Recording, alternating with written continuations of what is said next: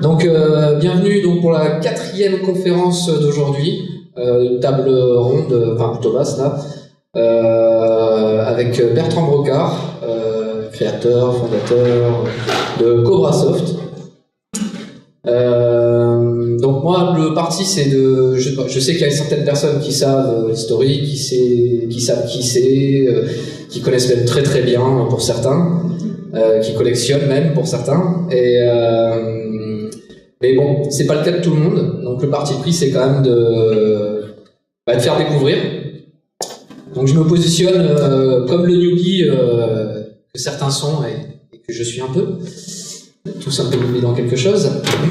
Et puis voilà, je vais articuler ça avec quelques questions, puis Bertrand va vous donner les réponses, je pense. Voilà. Donc j'aime bien, comme je suis un peu feignant, je ne fais jamais de présentation, là c'était assez succinct, justement pour laisser la place à Bertrand, qui lui va se présenter, donc né en 1955, Bertrand. Combien ? 1955, je vois. 55 ? Ouais. Voilà, non, ça commence déjà très mal. Ah mince. Tu me rajeunis bien. Ah dommage. À 53. Donc, oui, exact. Ça fait la différence. Non, mais oui, bon, pour me présenter rapidement, donc effectivement, je suis un dinosaure de la chose. Parce que là, je vois les jeunes qui s'étonnent en disant oh, incroyable, une Nintendo 64, etc. Enfin bref, donc là, on remonte beaucoup plus loin, donc on remonte aux années 80. Dans les années 80, j'étais imprimeur, un peu autodidacte, j'ai pas eu de formation très universitaire, j'ai fait de la mécanique, des choses comme ça. Et donc, dans les années 80, j'avais créé une imprimerie. Cette imprimerie, je l'avais installée à Chalon-sur-Saône, et à Chalon-sur-Saône, il y avait René Pierre, qui était un fabricant de bornes d'arcade. En fait, il faisait des flippers des baby-foot et des billards, et c'est les enfants du patron qui avaient vu les premières bornes quelque part aux États-Unis, qui se sont dit tiens, on fabrique des meubles, on pourrait bien faire des bornes de jeux vidéo, et donc ils se sont lancés là-dedans. Ils allaient acheter des cartes chez Sega au Japon, ils ramenaient les cartes, et puis ils construisaient les meubles, ils les incluaient dedans, et puis ils cherchaient un fournisseur pour imprimer les côtés des bornes. Voilà, donc à l'époque c'était pas fait en adhésif, on imprimait, donc moi j'avais une sérigraphie, donc on est devenu leur fournisseur pour fabriquer ces bornes, les imprimer. Donc il y en a une là sur le petit stand qu'on a mis, donc on les prenait avec nos petits bras et on imprimait couleur par couleur les deux faces du jeu directement sur le bois, quoi. Donc c'était sportif. Et puis voilà, donc ça c'était un peu le côté boulot, puis l'introduction du jeu vidéo. Puis chez René Pierre, ils ont essayé un peu de copier des jeux, et si vous verrez, il y a un jeu, c'est Mirage. Je ne sais pas quel jeu de simulation aérien a pu s'appeler Mirage, mais enfin voilà. Et à Chalon, on avait un deuxième aussi fabricant, c'était Valadon, qui s'est mis en tête de fabriquer la carte elle-même et de créer des jeux vidéo de bande d'arcade. Donc ils en ont fait un qui s'appelait Magic Mineur ou quelque chose comme ça, je me rappelle plus. Non, le mineur, un nom français, je me rappelle plus. Une histoire de mineur. Et voilà, donc à Chalon, il y avait une espèce de petit pôle comme ça, un peu original, de fabricants. Mais c'est pas ce qui m'a amené directement aux jeux vidéo, c'est un peu par ailleurs la curiosité de tout ce qui était technique. Moi je m'intéressais un peu à toutes ces choses-là, et un jour j'étais à Paris, je vois l'ordinateur individuel, une revue. Un ordinateur peut être individuel. Et moi j'avais connu de l'informatisation lourde, j'avais connu une boîte où ils s'étaient informatisés avec des cartes perforées. À un moment j'avais même bossé dans cette boîte-là. Je faisais on dirait le bus en informatique. Je prenais les infos qu'ils avaient saisies sur les cartes perforées, comme boulot d'étudiant, je les mettais dans des caisses, ils étaient dans des caisses, je les amenais à 20 km de Paris. Là, elle passait dans un gros ordinateur. Moi, j'attendais en allant manger un sandwich dans la campagne. Et 3 heures après, je revenais, ils me donnaient les listings. Et je ramenais les listings à Paris.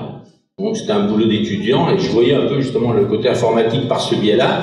Depuis, j'ai rencontré la fille qui a fait l'informatisation. Parce qu'à l'époque, c'était énormément de femmes qui travaillaient dans l'informatique, même à haut niveau. Et elle me racontait qu'elle venait à la société avec son fer à souder pour changer la logique de l'application de stock.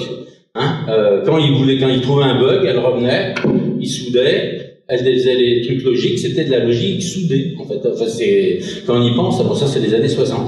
Bon, et donc, en 80, j'ai vu l'ordinateur individuel. Oh, c'est dingue, ça. Je l'ai acheté. J'ai acheté un bouquin, le basique, je sais plus quoi, Rodney Sachs, le micro-ordinateur expliqué. Il n'y avait pas la collection encore pour les newbies, mais bon, je ne comprenais rien. Je l'ai lu 3-4 fois. Il faut comprendre. Et puis voilà. Et donc de là, je suis allé. On a créé un club Microtel à Chalon parce qu'un ordinateur, ça coûtait au moins 6 000 francs ou 7 000 francs. Je parle pas d'un Apple, je parle d'un TRS-80. Donc à une dizaine, on s'est payé un TRS-80. Et puis il y a un prof de maths qui nous a initiés au basique, Faury et Galin, tout machin, etc. Enfin bref, on s'est initié à ça. Et puis très rapidement est arrivé le ZX80. C'était plus ou moins 750 francs, quelque chose comme ça. Donc là, c'était nettement plus accessible. On en suis acheté un. Alors c'est vrai, quand il est arrivé, là, pareil, il est présenté sur un des panneaux, c'est le mien. Quand il est arrivé, je le voyais plus gros quand même. Donc ça a fait quand même un coup. Et puis ce qui m'a fait un deuxième coup, c'est que le ZX80, il avait donc un cas de mémoire, un basique 4K, et il avait tellement peu de composants que pendant une boucle de calcul, il était plus capable de gérer la vidéo. Alors, la vidéo, c'était 32 lignes sur un écran en noir et blanc. Mais même ça, il n'était pas capable de le gérer. C'était la même puce qui faisait un peu tout, quoi. Donc quand vous faisiez Faury et Galin, tout 50, print, machin, l'écran devenait gris. Donc on pouvait pas faire un affichage dynamique, mais enfin c'était incroyable, quoi. Et ça surprenait aussi, parce qu'un TRS-80 au moins, il gardait l'affichage pendant qu'on faisait une boucle. Enfin voilà, donc c'était les tout débuts, tant qu'on n'est pas sorti. Là on est encore au ZX80. Et donc, et puis j'ai vraiment eu envie de faire quelque chose d'utile. Alors donc les premiers programmes que j'ai fait avec le ZX80, avec un cas de mémoire, je me suis acheté l'extension 16K assez rapidement quand même, et c'était de mettre en informatique des jeux et stratégie. Un jeu et stratégie publiait des jeux de rôle ou des jeux de plateau avec des règles où il fallait lancer les dés, si on a fait plus que ceci, plus que cela, etc. Bon, c'était des règles quand même assez compliquées. Et ça tenait dans un cas de mémoire sans problème. Il suffisait de remplacer un tirage aléatoire, mettre une gestion de si machin. Bon, ça, j'ai fait des adaptations comme ça pour jouer avec l'ordinateur à la place des dés. Et puis ensuite, avec la mémoire 16K, alors là, c'est éclaté. J'ai fait par exemple pour les élections, là, il y a des départementales qui arrivent là. En 83, j'ai fait un programme de gestion des résultats des élections municipales dans ma ville. On avait fait multimédia. C'est-à-dire qu'en fait, j'avais numérisé les deux candidats qui étaient au deuxième tour, numérisé donc en 32 par 22. Donc à 5 mètres, c'est pas mal, quoi. En prenant la photo dans le journal, et puis en faisant une grosse grille, et puis en grabouillant les noirs, les blancs, enfin pour faire un peu le relief, quoi. Et puis faire une redéfinition de caractère pour pouvoir afficher le portrait. Et puis j'avais déjà ce ZX là, qui est un ZX dopé avec un basique 8K, avec quelques fonctions en plus, et notamment le scroll. Incroyable, on pouvait scroller l'écran. Alors on appelait une routine, genre call, je sais pas quoi, et hop, je déplaçais l'écran, celui qui était en tête, je le mettais à gauche, à droite. Mais faut imaginer le portrait de Mitterrand en 81, on le revoit assez souvent, quand Mitterrand gagne en 81, on voit sur l'écran le portrait qui se forme. Bon, on en était à peu près à ce stade-là quand même, globalement. Enfin, tout ça pour dire que c'était le côté utile. Alors, pour rester dans la présentation, ma mère était un peu script girl à une époque, donc dans le cinéma, et on avait une caméra à la maison. Et dès que j'ai eu, je sais pas, 12-13 ans, j'ai commencé à faire des films. Et pareil, c'était pas des films de la petite sœur qui marche, ou je sais pas quoi. J'essayais de faire un scénario, de raconter un petit peu une histoire. Puis après, j'ai fait des films. Je suis venu à Cannes pour un festival du jeune cinéma non professionnel. Ça se passait au Palais, mais l'ancien Palais, évidemment. Et c'était un festival du cinéma, en fait, pour les jeunes. Et donc on avait fait des tournages un peu semi-pro, quoi, en fait. Donc ça m'intéressait, sauf que c'était compliqué. La 16 mm, ça coûtait très cher. Donc dès que j'ai eu un ordinateur, je me suis dit, tiens, je peux être le metteur en scène, le scénariste, le caméraman, le monteur, je peux tout faire moi-même, j'ai besoin de personne, et c'est bien tout ça. Donc j'ai eu envie de raconter des histoires. Donc c'est comme ça que je suis venu petit à petit à essayer de faire des trucs utiles avec ces ordinateurs. Et il se trouvait que est arrivé l'Auric. Alors quand l'Auric est arrivé, c'était magnifique, c'était un Apple II globalement, au lieu qu'il coûte 15 000 francs, etc., il en coûtait 2490. Donc j'en ai acheté tout de suite un. J'ai commencé à faire des programmes dessus, un peu basés sur ceux que j'avais fait sur le ZX, donc avec des trucs vraiment spéciaux, enfin, pas rentrer dans les détails, mais utilisant des techniques du ZX. Et je suis allé le proposer à Paris à un éditeur qui vendait des Auric. Il m'a dit c'est super intéressant, on vous écrira. Et quand je suis revenu, je me suis dit je suis débile parce que j'ai l'imprimerie, j'ai un numéro de registre de commerce, j'ai besoin de personne, je vais faire moi-même, je vais être mon éditeur. Je ne me suis pas occupé de l'objet social, à vrai dire. Et donc, en revenant, je me dis voilà, il n'y a pas besoin qu'il m'écrive, je vais le faire. Et comme un des premiers programmes que j'avais écrit, c'était un programme de gestion d'étiquettes, une base de données, si on peut dire, avec 5 champs. J'ai recopié dans ce programme qui s'appelle Auric Gestion 2 tous les revendeurs Auric. Et moi-même, j'étais devenu revendeur Auric à l'imprimerie. Et donc, j'ai saisi tous ces trucs-là, puis j'ai fait une petite publicité que j'ai envoyée à tous les gens qui vendaient des Auric, en leur proposant Auric Gestion 1, Auric Gestion 2. C'était pas vraiment des jeux, mais c'était des utilitaires. Et puis les commandes sont arrivées, un peu magiques. Un jour, dans la boîte aux lettres, vous avez le Furet du Nord qui vous commande 20 Auric Gestion 1, 20 Auric Gestion 2, la librairie machin, parce qu'il n'y avait pas de réseau de distribution, il n'y avait pas de boutique de micro, évidemment. Donc ceux qui vendaient ça, c'était toujours des gens un petit peu sur la marge, quelques boutiques un peu spécialisées pour la grosse micro, qui vendaient des Apple ou des trucs comme ça, mais la plupart du temps, c'était justement des libraires ou des gens qui se lançaient dans ce nouveau créneau. Et donc, les commandes sont arrivées, et du coup, j'ai commencé à faire d'autres programmes, en me disant, il ne suffit pas d'en avoir 2, et j'ai rencontré à ce moment-là Gilles Bertin, parce que moi, je programmais en basique, c'est tout ce que je savais faire, et Gilles Bertin, lui, programmait en assembleur. Il bossait chez Framatome, comme chez Creusot-Loire, enfin c'était une Framatome à ce moment. Il bossait en 6502 sur un Apple, à faire des calculs, je sais jamais su trop ce qu'il faisait d'ailleurs, mais bon, en tout cas, il faisait de l'assembleur sur Apple. Donc un Auric qui avait un 6502, il le connaissait pas, il le regardait même un peu d'eau, parce que lui, il avait un Apple, et son chef est venu acheter un Auric chez moi. Il s'est fait accompagner par Bertin pour qu'il le conseille. Il lui dit c'est bien, c'est pas bien. Donc Bertin arrive un peu comme ça, à tordre du nez. Et puis quand il a vu la machine, il a dit à son chef si, allez-y, c'est bien, les caractéristiques, tout ça paraît pas mal. Et 3 heures après, il est revenu me voir, ou le lendemain, il est revenu tout seul, en disant mais j'en dois, mais pour moi là. Et pour vous citer une anecdote aussi, je le connaissais pas du tout, et il me dit vous avez quoi comme logiciel? Alors j'avais 10 logiciels à lui vendre, dont le Force, le langage Force qu'on pouvait mettre sur l'Auric, etc. Je me demandais bien ce que ça pouvait être ce truc, mais enfin bon, lui ça l'intéressait en tant que programmeur, le langage Force, très bien, il achète ça, et une semaine après il revient me voir, il passe le week-end, il revient me voir, il me dit voilà, je reviens, je vous ai acheté le Force la semaine dernière. Le problème, c'est que sur la cassette, il y a marqué d'un côté Force, et de l'autre côté, il y a marqué éditeur. Mais il n'y a pas d'éditeur, c'est 2 fois le même programme. C'est une erreur, certainement, il n'y a pas d'éditeur. Mais j'en ai écrit un. Donc j'ai écrit un éditeur, comme ça, avec vos clients, vous pouvez leur vendre l'éditeur, vous leur donnez, voilà. Ah, l'éditeur, il a l'air dégourdi. Donc je lui ai proposé qu'on s'associe pour que lui ait le côté justement programmateur de haut niveau et moi le reste. Et voilà, et c'est parti comme ça sur la partie. La société s'appelait à l'époque pas Cobrasoft mais ARG Informatique, parce que mon imprimerie s'appelait Atelier de réalisation graphique. Et j'ai changé le nom, j'ai rajouté informatique au bout.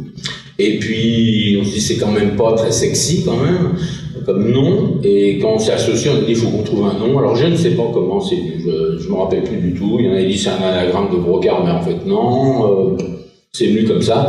On cherchait un truc un peu sexy, un peu violent, enfin un qui accroche un peu. Là on a fait Cobrasoft. On a dit ouais, mais il y a des gens qui ont la phobie des serpents, c'est pas bon. Bon, et personne ne me l'a reproché, quoi. Donc on a fait Cobrasoft, c'est parti comme ça, et à ce moment-là, on s'est mis tous les deux à développer de notre côté des logiciels qu'on avait envie de faire. Donc lui, il a fait le flipper, donc Cobra Pinball, et moi j'ai fait Meurtre à grande vitesse. Et en même temps, on a commencé à éditer, et on en a fait plein d'autres d'ailleurs. Bon, j'ose même pas les montrer, On a fait œnolorique pour les accords mai 20, on a fait bibliophilie, mais des trucs, on a fait évidemment, il y a souvent des mots auriques, historique. Alors historique, c'est un logiciel que j'ai fait en 2 heures. Un soir, j'étais à Saint-Malo avec mon beau-frère, en vacances, on était là, on s'embêtait, tiens, on va faire un quiz. Alors on a fait un quiz sur l'histoire, qu'on a appelé l'histoire, que j'ai publié sous le nom, il y avait quoi 100 questions, on a fait ça en 2 heures, quoi, puis ça faisait un jeu, quoi, voilà. Mais bon, c'est pas nos trucs, les trucs dont je suis pas très fier aussi, on a fait parce qu'il y a les jeux qu'on faisait nous, dont on était très contents et qui étaient pas mal. Bon, c'est vrai qu'il fallait compléter la collection, et notamment à un moment, on a eu un stagiaire qui nous a fait un jeu d'échecs qu'on a édité. Il s'appelait Échec 3.7. Alors, on peut pas dire, c'est pas la version 1, c'était tout de suite la version 3.7, et c'était un échec sur Thomson. Et il jouait au hasard. Mais au hasard, voilà, il n'y avait pas d'algorithme, il jouait au hasard. Attention, un hasard, un coup légal. Donc au début ça va, il peut bouger à peu près avec les pions, donc ça va, mais bon, c'est au hasard. Alors des fois sur quelqu'un vraiment mauvais, il pouvait faire illusion quelque temps. Il ne veut pas pouvoir faire illusion très longtemps quand même. Enfin bon, mais souvent on s'aperçoit, moi je sais pas si je joue aux dames même maintenant, je prends le niveau le plus bas et encore je me fais battre, donc je pense que, fallait pas. Bon, après on a bien changé puisqu'on a fait des dames qui étaient nettement plus costauds. Et là, il y a Dame Grand Maître là, qui est sur un des panneaux, écrit en russe, parce que c'était un logiciel qu'on a fait avec les champions du monde russes. Voilà. Donc, on va essayer de reprendre le fil. Merci pour toutes tes questions. Et donc, non, mais c'est bien, tu as déjà répondu à 2 questions, là. Voilà. Donc, c'est nickel. Donc, attends, j'en étais rendu, oui, à faire une collection, etc. Et donc, notre collection, on a commencé à la mettre en boîte de cassettes vidéo. Donc, vous voyez, pareil, les modèles un petit peu plus grands. Avant, c'était vraiment les cassettes audio, toutes microscopiques, etc. Vous verrez dans le côté anecdote, parce que c'est un truc qui est assez peu connu. On avait comme distributeur nous-mêmes, puis quelques autres, mais Inelec, en fait, en France, qui est un éditeur, un distributeur qui existe toujours d'ailleurs, en fait, un grossiste, en fait, qui nous distribuait, et qui s'est mis en tête, dès le début, en 84, dès qu'on a eu notre collection Auric, de la traduire en anglais et d'aller, savon clair, sur le marché anglais. Il s'est inscrit dans un salon anglais assez réputé, quoi. Puis il est venu avec une collection complète de tous nos titres traduits en anglais. Ça lui a coûté la peau des fesses, pas tellement ce qu'il nous donnait nous, mais de les faire traduire et tout. Et puis bon, il s'est pris une bâche. Mais enfin, les Anglais étaient quand même étonnés de voir arriver quand même, etc. Donc à 84. Histoire de parler de ces petites cassettes, il y en a une qui est là justement. Et puis ensuite, l'évolution, elle s'est faite justement d'éditer des jeunes, parce qu'en fait, nous, on passait beaucoup de temps sur nos produits à nous, donc le flipper, les meurtres, etc. Et on avait voulu compléter, donc il y a pas mal de jeunes de Châlons qui sont venus nous voir, ou même d'ailleurs, enfin des gens que, à chaque fois dans les pubs, il y a marqué, vous avez un programme, contactez-nous. Donc les gars nous proposaient des programmes. Alors, il n'y a pas un comité de sélection gigantesque, etc. Bon, c'est vrai qu'on publiait quand même pas tout, quoi, mais on a publié surtout pas mal de jeunes de Châlons, en fait, puis qu'après, on fait leur petite vie dans le métier ou dans d'autres métiers. Alors, merci pour cette présentation qui était longue, peut-être. Non, qui était très représentative, justement. Donc oui, 83, Cobrasoft, c'est ça? Eh ben, Cobrasoft, c'est 83, c'est RG Informatique, et 84, c'est Cobrasoft. Ok. Oui, c'est en même temps que Loriciel, enfin pour situer, c'est en même temps que Loriciel, que Infogrames et que R Informatique. On s'est créé les 4 quasiment la même année. Après, il y a eu Titus, il y en a eu d'autres, mais en 83, on était les 4 à se lancer. D'accord. Justement, tu as évoqué la série Meurtre. Et donc, moi j'ai eu l'impression, quand j'ai fait des recherches, de rien, même s'il faudrait revoir le wiki, mais la série Meurtre, j'ai l'impression qu'elle occupe une place un peu particulière dans la manière dont le jeu se déroule, l'interaction avec des objets réels, le fait des 6 titres, le fait qu'ils soient proches et différents à la fois. Tu peux nous en parler, nous dire un peu comment ça fonctionne? Je peux t'en parler. Vas-y. Je peux t'en parler sans problème. L'idée des meurtres, c'est venu d'une envie donc de raconter des histoires. Au départ, elle n'était pas. Quand on a fait Cobrasoft, on n'était pas dans l'idée, on va être les maîtres du monde, on va être les plus grands éditeurs, etc. On était dans l'idée, on se fait plaisir, on fait notre petit business. À la limite, Infogrames, par exemple, c'était pas du tout la même idée. Hein. Infogrames, c'est on va être les maîtres du monde, bref. Donc nous, on était plus dans l'idée de se faire plaisir. Donc sur les meurtres, j'ai commencé par un, il n'y avait pas l'idée d'une série. Hein.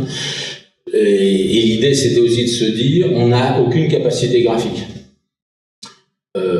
C'est un peu d'ailleurs le trait commun un peu à tous les meurtres, même si évidemment ça évolue, parce qu'entre un Amiga ou un Atari, et puis les PC, et puis un Auric 48K, on n'est pas dans le même registre évidemment.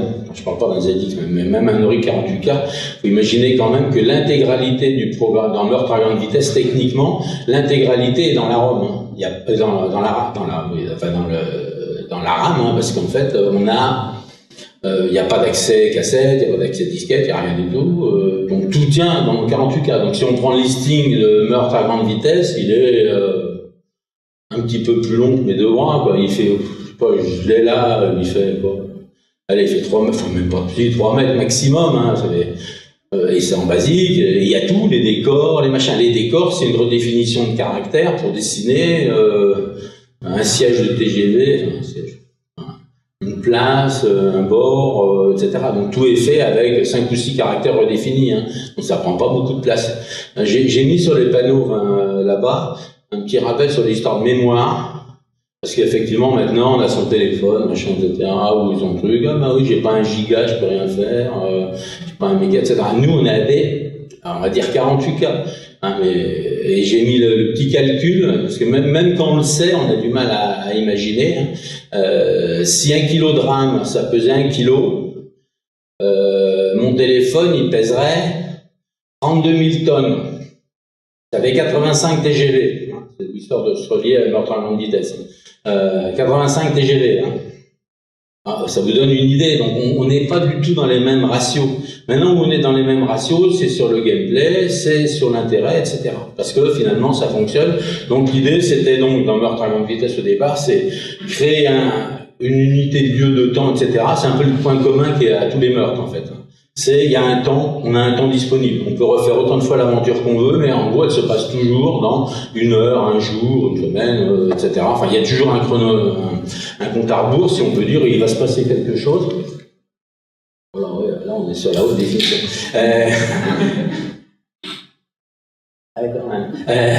C'est l'édition PlayStation 3. Donc, et l'idée, donc, c'est effectivement à la fois d'avoir cette unité de lieu et de temps.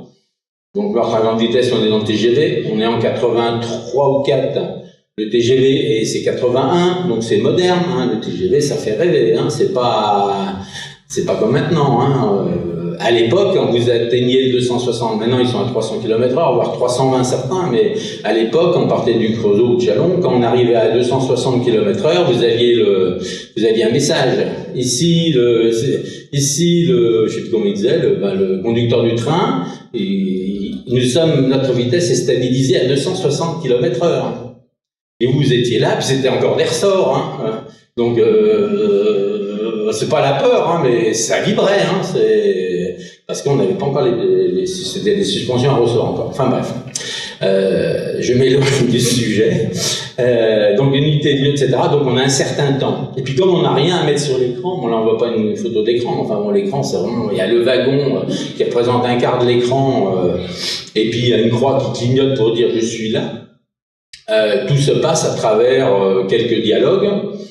Et puis surtout dans la tête. Et puis donc l'idée dans Meurtre à grande vitesse, tout de suite, c'était de se dire bon, puisque ce qu'on peut pas mettre sur l'écran, on va le mettre dans la boîte.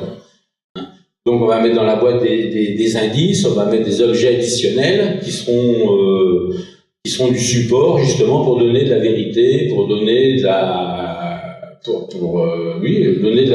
réalité à tout ça. Alors évidemment, donc Meurtre à grande vitesse. Meurtre à grande vitesse, au départ il devait être dans une petite boîte, on n'a pas mis énormément, enfin il y avait quand même pas mal de choses déjà. Et puis c'était un peu la déclinaison qu'on a fait pour tout ça. Meurtre à grande vitesse, c'est 1 heure dans le TGV, meurtre sur l'Atlantique, c'est je ne sais pas combien de temps, sur un paquebot transatlantique, qui est une copie du Normandie qu'on appelait le Bourgogne, parce qu'à l'époque, j'ai pas eu envie de payer pour avoir le Normandie, c'est peut-être certainement une erreur. Enfin, il me demandait quelque chose, je sais plus, bon, je vais pas payer, j'ai appelé le Bourgogne, et puis ça marche, c'est marrant. Ceci dit, j'avais toutes les archives du Normandie, parce qu'à chaque fois, que ça soit le TGV, l'île de Sarthe, le machin, etc., c'est d'aller chercher des infos. Donc le Normandie, je me suis fait référencer pour pouvoir aller aux archives de la Marine à Paris, à Vincennes, il y a les archives de la Marine, et c'est la Marine qui a les archives de la Compagnie Générale Transatlantique. Donc ils m'ont amené des gros cartons avec les plans, machin. Par exemple, dans Meurtre sur l'Atlantique, vous avez un radiotélégraphe. Il y a plusieurs objets qui sont dans le jeu, qui sont des copies vraiment de vraies choses du Normandie. Hein. Il y en a même une qui a disparu de leurs archives.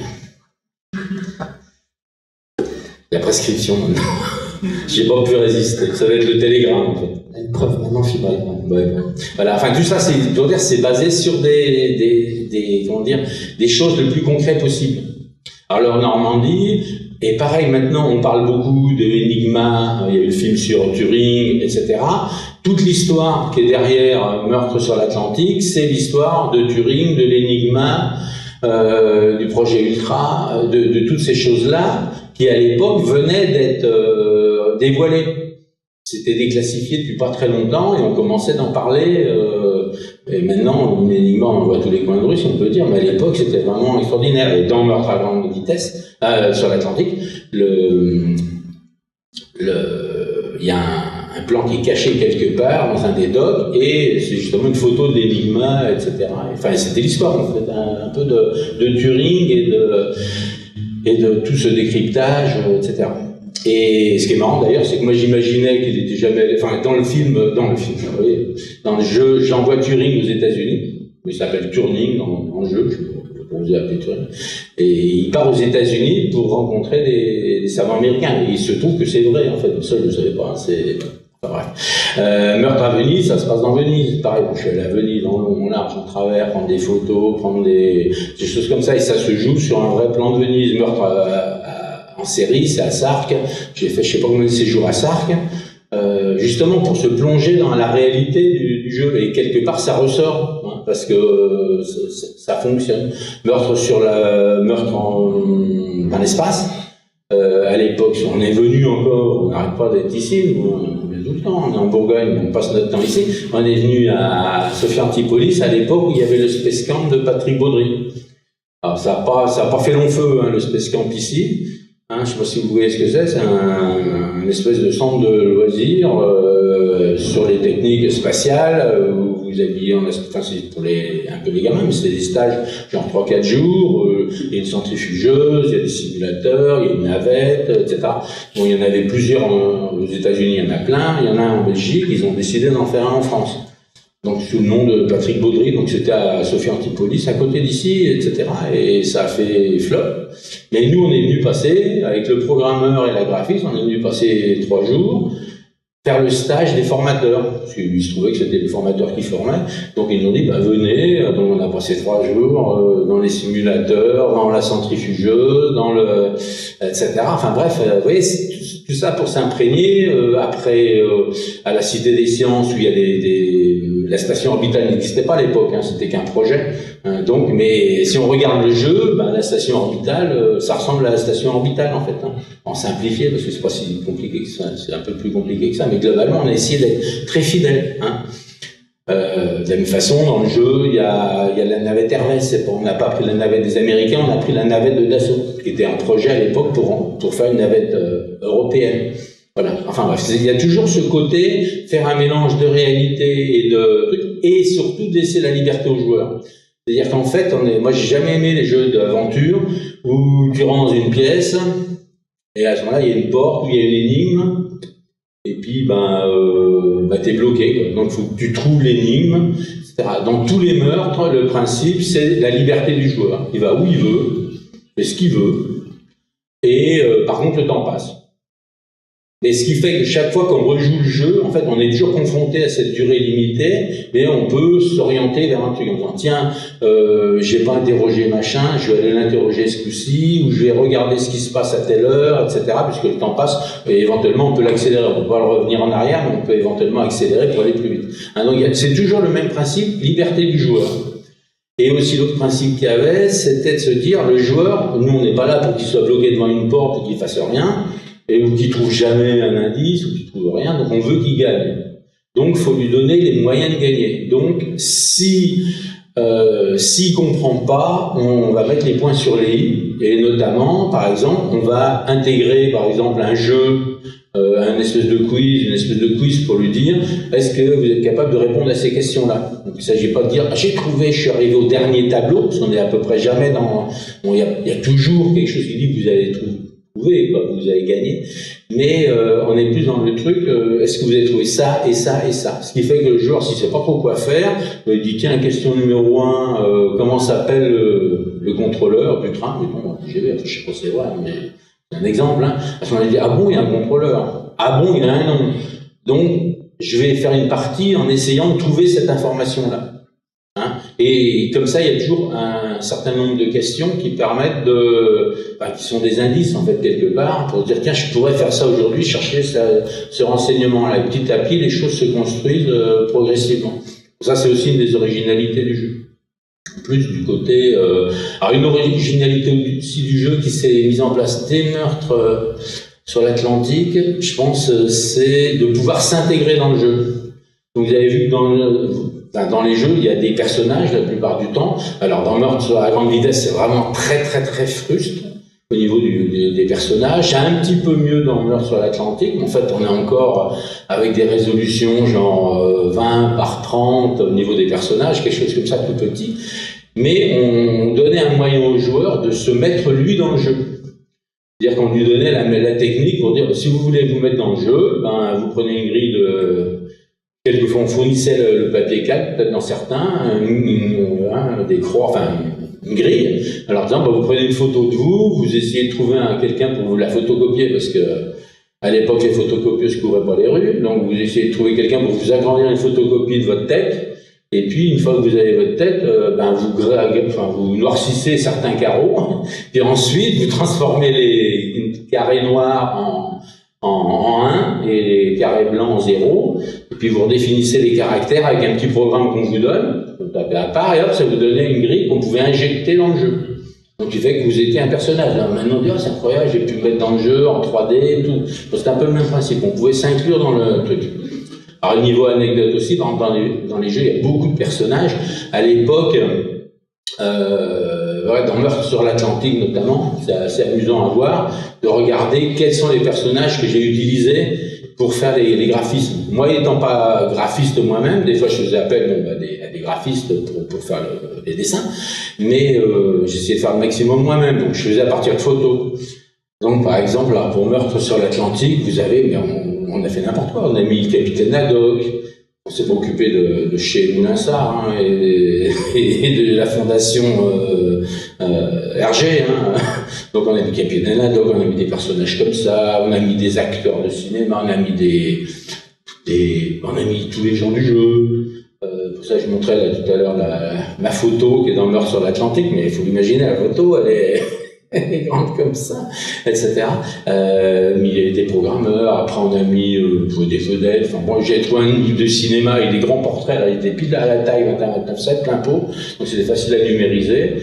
Un film sur des acteurs américains, alors il y a Humphrey Bogart, il y a toute la clique, Errol Flynn, mais c'est marrant, on avait fait un jeu, il y a un gars qui a un blog sur Auric et on avait fait un jeu justement reconnaître tous les personnages de la grille, il y en a au moins 48, Donc c'est pas si simple que ça. Donc il y a des hommes politiques, on disait, enfin bref, c'est assez marrant à voir. Mais non, c'est un peu daté quand même. Faut pas avoir 20 ans pour les reconnaître. Voilà. Et donc c'est tout ça qui fait qu'au niveau des meurtres, on a quelque chose de vraiment particulier. On a même été jusqu'à faire des lieux réels. Donc, par exemple, à Sark, moi j'avais déposé dans un moulin, à l'époque j'étais pas venu pour ça, donc j'ai pas mis un truc avec une valeur inestimable, genre un truc en or, c'était une boîte de purée, mais bon, en carton, hein, à l'anglaise en fait, des boîtes un peu fermées, avec un mot à l'intérieur en disant de me contacter si on la trouvait, quoi.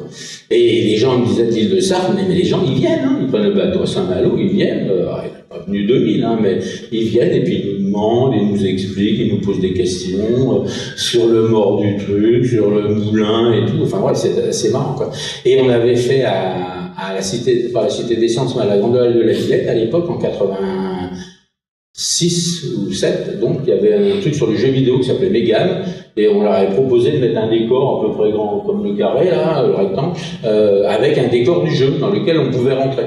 Et quand on rentrait dedans, un peu comme la cabane que j'ai faite, là, mais en 3 ou 4 fois plus grand, il y avait un lit, une vieille armoire, enfin, un décor, et puis il y avait un coffre, une grosse malle avec un digicode.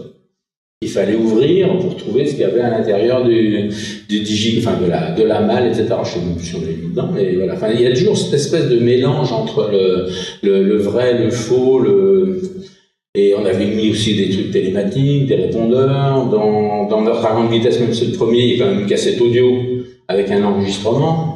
Comme si on avait trouvé la cassette sur le répondeur. Vous voyez, c'est ce mélange-là qui fonctionnait bien et qui est un peu original. Pas seulement du jeu vidéo donc, mais aussi des interactions avec des objets réels. Tout à fait. Et du quotidien. Il nous reste 5-10 minutes, donc je vais poser qu'une question.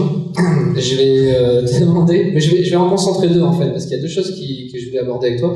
C'était le rachat par infogramme, et puis le fait que tu œuvrais sur le CDI. Et savoir un peu comment ça s'est passé et le climat dans lequel tu as pu développer dessus. Donc nous, on s'est très bien développé, surtout avec l'arrivée de l'Amstrad.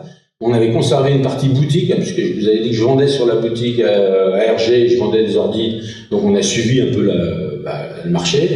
Et puis quand Amstrad est arrivé, alors là, c'est le rig avec l'adaptateur Péritel, le magnétophone à cassette où on se tirait des plombs vraiment, etc. Plus l'adaptateur Péritel pour mettre ça sur les télécouleurs, c'était terrible. Et quand on a vu l'Amstrad avec écran fourni, cassette incorporée, lecteur de disquette possible, enfin incorporé aussi si on prenait ce modèle-là, on s'est dit mais attends là, ça va cartonner. Donc on a tout de suite commandé des Amstrad. Et on a tout de suite traduit tous nos jeux sur Amstrad. Ce qui fait qu'à la sortie de l'Amstrad, ou quelques mois après, ou quelques semaines après, on avait 13 jeux. Et toutes nos pubs, j'ai retrouvé des pubs un peu comme Rasoft, 13 jeux en français pour Amstrad, etc. On était vraiment le leader là-dessus. Et ça, c'était vraiment l'accélération. Parce que il y avait une grosse demande. Donc ça nous a donné une très bonne notoriété. On l'avait déjà. Parce que l'originalité des jeux, par exemple le flipper aussi qui était extraordinaire, parce que marketingment parlant, c'était pas très bon, et à l'époque, Air Informatique a fait Macadam Bumper.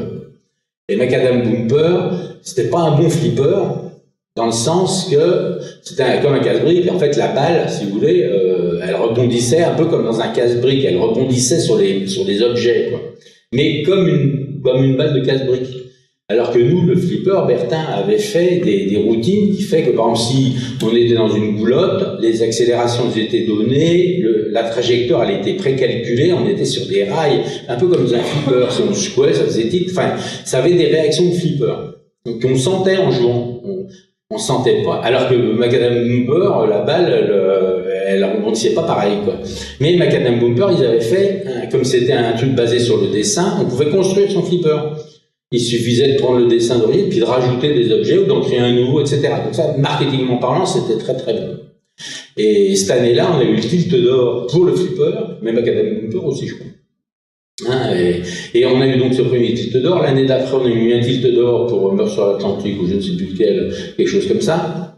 HMS Cobra, je pense qu'on a eu pour les 2 ou 3. Enfin, on a toujours eu des distinctions, et les journalistes nous aimaient bien parce que ça changeait et en plus nous on allait les voir et on était les auteurs, donc en fait on n'est pas le méchant éditeur qui machin, etc. Bon, il y avait un côté justement l'auteur en prise directe, et ça leur plaisait bien. Donc on a une très bonne réputation, sauf qu'on était la petite boîte à Chalon-sur-Saône, loin de tout, avec un pauvre marketing ou un demi-vendeur pour s'en occuper, parce que nous c'était pas trop notre tasse de thé. Et donc un jour Infogrames est arrivé. On veut racheter. Oh là, pas de problème. Donc Je me rappelle avoir dit « dis pas de chiffres, dis pas de chiffres, dis pas de chiffres ». Parce que s'il m'avait dit « combien t'en veux », j'aurais dit une grosse connerie. Et Bonnel, donc, il m'a fait le grand jeu, machin, le reste, tout, enfin bref, à la Bonnel. Et puis c'est lui qui a dit le chiffre. Alors je pense qu'il s'est vraiment foutu de ma gueule, hein, parce qu'à l'informatique, il a dit le double ou le triple. Hein, mais c'est eux qui ont dit le triple. Hein. Moi, il m'a dit je sais plus combien, honnêtement. Moi, les chiffres, c'est vraiment une horreur. Et il me proposait, dans un deal à la con, que je trouvais très bien, moi. En gros, il allait me payer, moi et Bertin, je ne me rappelle plus, 5000 francs par mois. À l'époque, c'était pas mal, pour rien faire. Et il rachetait la marque Cobrasoft.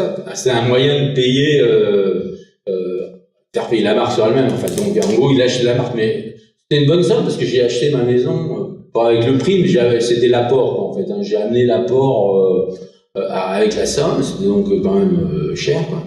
Et il nous payait 5000 francs par mois. Mais on s'est même pas posé la question de la durée. Pour dire, on a signé le truc, non, putain, 5000 francs par mois. Pour rien faire en plus. Et donc, et surtout, on gardait la partie création. C'était que la vente de la marque, hein. Et le développement de la marque. Attention, parce que ça allait développer la marque, hein, grâce à un infogramme. Ouais, ça va être notre label, machin, blabla, et blabla, etc. Donc, on a tout largué en disant, on s'occupe plus de pognon, enfin, de vente. Nous, on fait des produits. Donc, on a créé E-Tech Production, qui était la boîte de développement, et on leur a vendu. En plus, on était contents, parce qu'on avait l'impression de se faire payer pour un truc qu'ils n'avaient pas, quoi. Donc voilà, donc tout était bien, sauf qu'on n'avait pas dit la date, on n'avait pas dit combien de temps. Et puis ça s'est passé curieusement, c'est qu'en fait Infogrames à cette époque avait le plan informatique pour tous. Alors là, le plan informatique pour tous, il tombait 50 000 francs sans rien faire tous les mois. Enfin bref, je dis 50 000, c'était peut-être plus. Hein.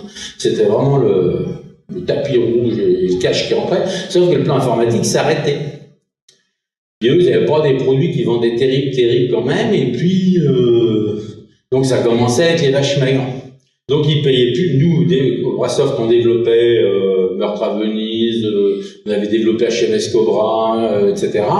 Les ripoux, sauf qu'ils nous payaient plus. Ils étaient censés nous payer à tempérament, quoi, on va dire. En plus, on faisait le développement, sauf qu'ils nous payaient pas. Alors ils nous payaient un petit peu. Enfin bref, il y aurait un bouquin à faire là-dessus. C'est à la fin, on avait un décalage de trésor, chacun 1 million de chaque côté. Donc on a... Ils jetaient les factures. Ils jetaient les factures, puis comme donc ils les payaient pas, mais nous on les avait émis. Hein. Et par contre, comme ils nous payaient un petit peu, ça passait chez eux en avance. Alors ils disaient, nous on vous a donné tant en avance. Et puis donc, enfin bref, c'était invraisemblable. Et puis ils payaient surtout très très mal, ce qui fait qu'un jour on a dit bon, on peut plus continuer comme ça, on arrête, voilà. Et donc on a arrêté E-Tech Production. On a essayé de le fermer, mais on ne pouvait pas le fermer parce qu'on avait 2 millions d'écarts dans les trésors, enfin dans les comptables, donc ça a duré un certain temps. Et puis, entre-temps, j'ai vu arriver le CDI, donc Philips lançait le compact disque interactif. Il galérait, parce qu'il disait comment je vais vendre ce produit, machin, j'ai pas de jeu, j'ai que dalle. Et nous, on essayait de leur fourguer des trucs depuis Chalon. Mais bon, ils nous filaient la pièce, en gros, oui, on pourrait faire ci, machin, on a un truc sur Niepce. Comme Niepce c'est né à Chalon, là maintenant la photo, enfin ouais, faire des trucs avec Kodak, comme il y avait Kodak à Chalon, ça galérait. Et puis Bonnel, il a un oncle qui était le directeur du cinéma de Canal+, un René Bonnel, qui a un copain qui était le patron de Philips. Et le patron de Philips, il dit, je galère avec mon CDI, je le sors dans 1 an, mais vous dans 6 mois, j'ai toujours rien, je sais pas quoi faire, etc. Mais tiens, demande à mon neveu, il va t'aider. Alors le neveu, il a téléphoné à Brocard en me disant « Putain, Philippe, je veux des CDI, est-ce que tu peux m'en faire puisque toi, tu as commencé à développer ?» Je dis « Il n'y a pas de problème, on va te faire des CDI, mais en interne, pas en sous-traitance. » Et donc à ce moment-là, j'ai rejoint Infogrames. Enfin, j'ai pas bougé de Chalon, en fait, hein, on a créé une filiale à Chalon qui s'appelait IWP, à la Bonnel, Interactive World Production. Hein, c'est pas Interactive France Production, non, Interactive World Production. Et donc, on a créé ce département à Chalon. Sauf qu'on avait à peu près rien. le dis, des pauvres outils, voilà. Et donc il fallait inventer le multimédia parce qu'on n'avait pas d'outils. L'avantage c'est que nous on avait l'habitude de travailler sur des machines qui avaient 48K, 64K, 128K, et le CDI c'était un monstre, il avait un méga de RAM, un méga de RAM, sauf que le système quand on l'allumait il prenait déjà 650K, donc il restait plus que 400K. Alors les boîtes de multimédia qui voulaient mettre de la vidéo, elles étaient bien embêtées quand même, parce que là-dedans, ils ne savaient pas quoi faire. Alors que nous, faire des attributions, enfin, nous, je dis nous, les programmeurs, faire des attributions de mémoire, décaler les trucs, en remettre, en enlever, serrer tout, gratter les octets dans le code, ça, ils savaient faire. Alors nous, 400K, c'était de la folie furieuse. Donc on a fait toute une série de CDI, International Tennis Open au départ. Il y a eu Keter, qui s'est fait dans un autre département, qui est en image de synthèse, Astérix, les Schtroumpfs, Marco Polo, Shaolin Road, etc. Et on les a fait tous dans des styles différents. C'était vraiment dans l'idée d'apprendre, se dire, bon, on n'a jamais fait de multimédia, mais on va pas décliner un concept, on va essayer de prendre tout ce qui est possible. On va faire du dessin animé, on va faire du film, on va faire de l'image fixe, on va faire des trucs calculés, du jeu d'arcade, etc. Donc on a fait 6 titres qui étaient complètement différents, et on a gardé les droits CD-ROM. Donc Philips avait les droits CDI, et Infogrames a gardé les droits CD-ROM. C'était pas une mauvaise idée. Le CD-ROM, il y en a toujours, et le CDI, ça n'a pas duré très longtemps. Mais c'était une expérience quand même très intéressante, parce qu'on partait vraiment Mais on avait complètement, entre-temps, effectivement, abandonné le côté jeu, parce que, jeu, style meurtre, etc. On était vraiment sur un autre... Alors, on est revenu à Cannes pour le milliard. Comme je dis qu'on est toujours fou au point. Montrer ces CDI. À ce moment-là, Infogrames s'est dit, maintenant, Infogrames, c'est le multimédia pour tous. Le changement de pied. Infogrames, le multimédia pour tous, ça doit être le Milia 95. Et le Milia 96, c'était plus Infogrames, le multimédia pour tous. Entre-temps, ils étaient revenus au jeu, parce que je suis aperçu que c'était peut-être pas génial d'être là. Et entre-temps, donc moi, à partir du CDI, on a fait des CD-ROM. Ayant fait des CDI, on était venu sur le marché familial, vraiment grand public, et pas mal de gamins, en fait. Et donc, on a fait des CD-ROM éducatifs, on a fait beaucoup de choses comme ça. On a mis vraiment en place une usine à faire du CD-ROM. On a dû faire une centaine de CD-ROM, on a l'air de rien, avec des... Et c'est marrant parce que dans ces CD-ROM, il y avait une collection qui s'appelle les VirtualBook. Et franchement, quand vous voyez les produits qui sortent en ce moment, une espèce de livre dans lequel il y a des dessins animés, il y a des petits films, il y a des ceci, des trucs interactifs, c'est exactement ce qu'on faisait en 96 ou 95, c'est kiff bricot. Sauf que nous, on avait un CD, on n'avait pas internet, on n'avait pas téléchargé 12 gigas de données, mais c'était vraiment la même démarche. Et voilà. Et de la même façon. Très avant-gardiste alors. Oui, disons, on a toujours été justement de sauter d'une machine à l'autre, et puis en 96, on est passé sur Infony et puis sur Internet, de la même façon que c'était une nouvelle machine. Donc, on a bossé pour Infony, on a créé l'espace enfant, parce qu'on était parti un peu dans le truc familial avec les CDI. Et en 98, on a quitté Infogrames, on n'était pas d'accord sur Infony, sur la technique, pas la technique, mais la philosophie d'Infony. On a décidé de faire un truc sur Internet, pur, sur le web, et on a créé Casebob. Et c'était à l'époque, c'était comme Facebook, mais plus petit. Merci Bertrand. Voilà. Je te remercie. Je ne sais même pas si on aura le temps pour les questions publiques, parce que là on est juste. Peut-être une question, si quelqu'un en a une, du moins. Je sais pas. Non. Oui, Seb, vas-y. Ouais, rapide. Rapide. Vous avez cité tout à l'heure d'autres éditeurs de la même époque, Titus, Informatique. Moi, je suis curieux de savoir quelle relation il pouvait se tramer entre les éditeurs. Est-ce qu'on était plutôt sur quelque chose de concurrentiel? Est-ce qu'on était sur de l'indifférence totale et chacun travaillait dans son coin?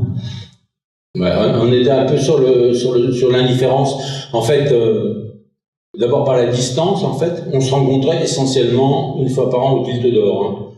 Enfin, pour ce qui me concerne, nous on montait à Paris pour ça, donc quasiment à chaque fois, et c'est là qu'on se voyait, quoi. Donc on on se connaissait comme ça évidemment, hein, mais il n'y avait pas de relation d'échange, voilà.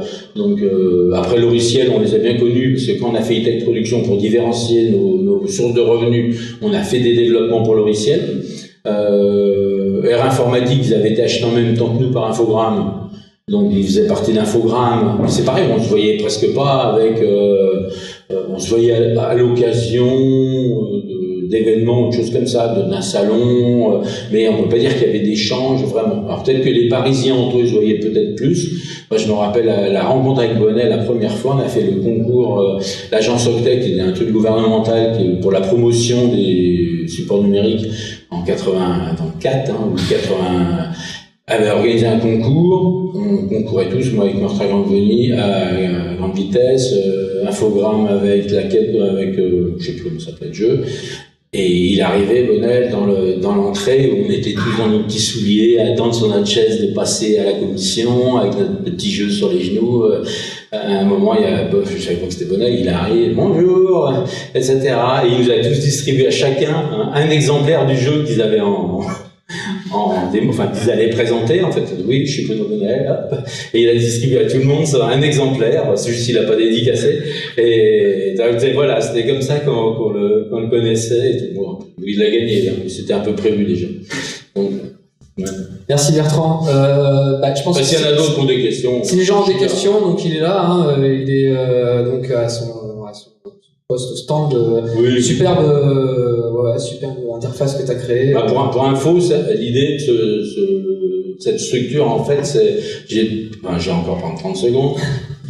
Tant pis si on expulse. Vas-y, je t'en prie.